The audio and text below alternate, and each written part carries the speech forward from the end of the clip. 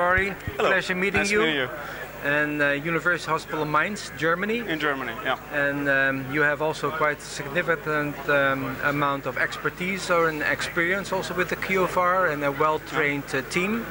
So can you tell us a little bit how you use it currently in your research or clinically? The focus that I have is research actually. Yeah. So what I would like to do with the system is to try and analyze actually old data and see if I can get some predictors of events out of the QFR. Then of course those data will be valuable for prospective use of this technology in the future. But this is the current strategy that we have for the implementation. And we know, of course, with retrospective data, you lose some data because they are not always acquired according to the QCA or QFR guidelines. Of course. But often there's a significant amount of data that is available, and we have many sites that have retrospective data that have done those kind of studies, and these are very useful data. Yeah, and it's a way to learn as well, right? If I know that from my experience, at least the half of the old data cannot be measured with QFR, it means that I probably tend to do diagnostics with angiography that are not good enough. So well, there is a part of teaching independently of the QFR number that comes out that I learned from this absolutely. system. And of course we really emphasize the QFR and the physiology and the data analysis, but indeed, as you just mentioned, the data acquisition is equally important, and we don't stress that here too much, but we have those guidelines in the software and then our little card to get the proper views so that you don't have too much foreshortening, the frame speed, the nitroglycerin, all these kind of steps.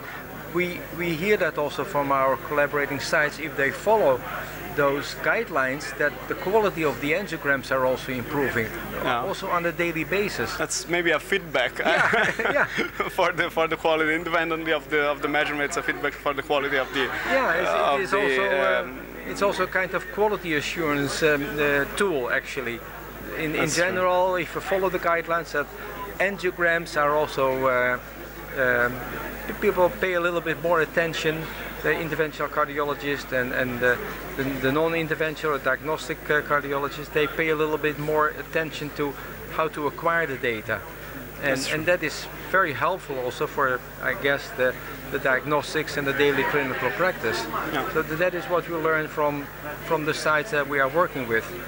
And it always, as we always say, do you say that in English? Bagger in, bagger uit. It's if you get a trash in, trash out. Okay. Yeah, that's true. Well, I mean trash within quotes, of course. But if the quality is not good, then also the results are not good. So it's very important, the whole chain from image acquisition through data analysis.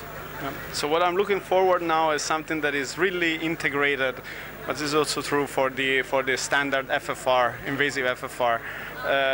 Looking for something that is absolutely integrated and maybe no-touch technology where I can do my measurements at the table without getting unsterile. That would accelerate the workflow, and this is something that will really change the practice of cardiology, I believe. And that is, at this point in time, it's the workstation based, of course, but the next steps are also from our side are truly to come up with something that is really integrated and that you can do it with a touch screen, for example, at the table side, and also with a minimal number of clicks.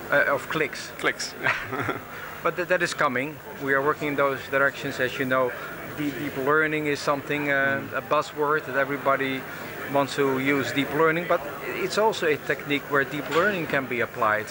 And from the data that we have available, we can further automate also the different steps. So it's coming. It takes a little bit of time, but we are moving in the right direction. Then I look forward to it. Yes. Well, and it's a great pleasure working with you together. Thank you very much. And look forward to all your results and responses and feedback. So look forward to all of that. Let's see. Thank you so much.